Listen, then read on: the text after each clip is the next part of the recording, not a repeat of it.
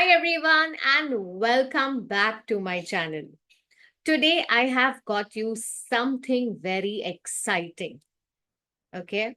A premise, a topic which is definitely going to solve your fluency problem in English. You know what's that? It's nothing but how should you actually build your English brain? This is exactly what we are going to discuss today.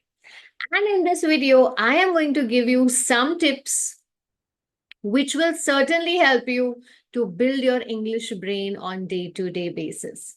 So are you excited to learn? Are you excited to uncover those tips? Yeah?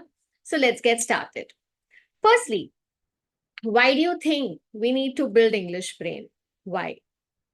Well, we need to build our English brain so that we do not face any difficulty in being fluent in English, in being eloquent in English. Eloquent is basically someone who speaks very flawlessly, okay? Very flawlessly, okay? So now, how can you actually be a flawless English speaker? How can you be an eloquent English speaker? Okay, only and only when you are fluent in English. Okay. So how do we get fluent in English? How can we actually become fluent in English? Only when we develop our English brain. Because what is fluency issue? What is this fluency problem exactly? This fluency problem means that your brain is not able to create sentences in English quickly.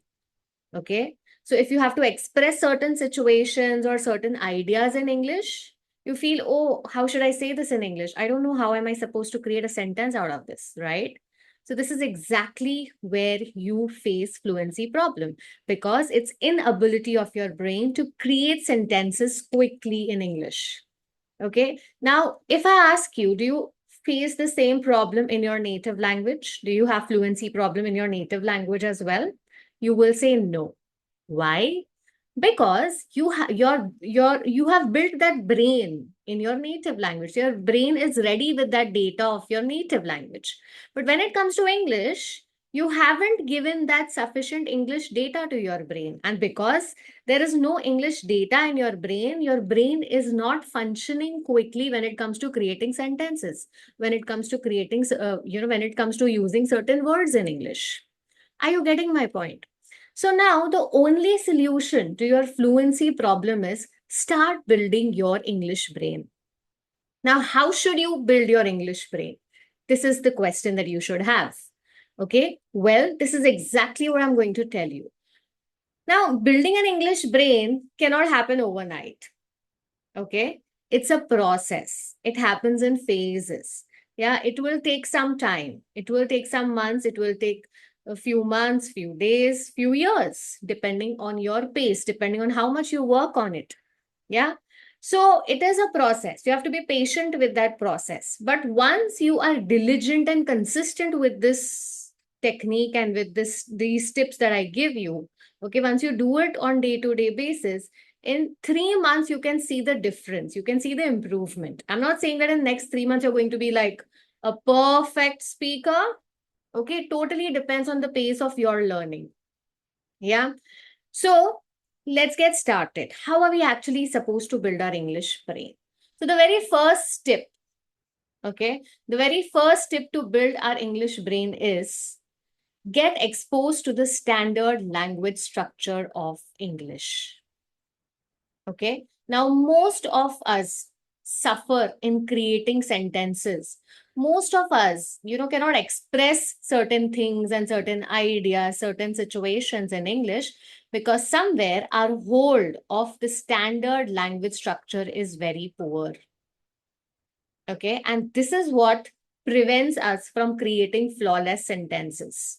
So make sure that you get a strong hold over the language structure because every language has a structure. Hindi has a structure, and Marathi has a structure, Gujarati has a structure. Similarly, English also has a certain standard structure. And it is imperative that you know what is that standard language structure. Yes, friends? Secondly, always know what are the applied aspects of grammar. Yeah, it's not just grammar. Now, when I say grammar, most of us feel that, oh, grammar to we have learned in school. I know what is a tense, I know what is a noun, I know what is a pronoun. Well, friends, what we have learned in our formal education system, that is in our school, is purely the theory of grammar.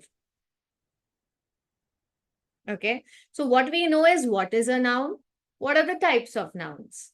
What is a pronoun? What are the types of pronouns? What is a tense? What are the types of tense? Right? But when I ask you, why is it that the announcements at the airport, okay, which are concerning the future flights, are made in simple present tense? Do you know the reason why? Okay. I'm sure many of us do not know this reason because somewhere are applied aspects of grammar, that grammar that can be applied in day-to-day English, grammar that can be applied in our colloquials, in our written English, is somewhere poor. For example, let me give you another example. List. What is list? Do we know what is list? If we know what is list, then do we know how to make a sentence out of list? Well, for your information, let me tell you, lest is a conjunction which is widely used in business English. But how many of us actually use list? Okay, we do not use it because you're not aware about this conjunction. Okay, however, the native speakers, the people who are actually very eloquent in English and professional English tend to use lest on day-to-day basis. Okay, so even if you now you know that what is lest is a conjunction, can you make sentence out of lest? How many of us can actually create sentence out of list? So this is exactly what I'm trying to tell you. Okay, not so just knowing what is conjunction is not important. You should be able to use all the different types of conjunctions in your sentences flawlessly. Okay, right? So that's the second tip. So be aware and have a strong hold over the applied aspects of grammar, right? Thirdly, vocabulary. Many a times there are many things that we want to say, but we cannot say it because we face, you know what? We face dearth of words. Dearth of words is basically we run short of words. We run short of words because our exposure, okay, to words, to different words in English is very poor. So you will have to actually increase your exposure. You will have to increase the bandwidth of vocabulary that you use in day-to-day basis, which can happen through reading, which can happen through listening. Okay, that's what it is. Okay, so try to increase the bandwidth of vocabulary. Okay, and the moment you learn a particular word, use it. Use it in your WhatsApp chats, use it in your emails, use it in your colloquials, that is your spoken English. Only when you start using it, you will register that word in your head. Yeah. So the first thing was standard, just recapitulating things, just for recap. The first point was standard language structure. Get hold of the structure of English. Second, get hold of the applied aspects of grammar. Third, vocabulary. Okay.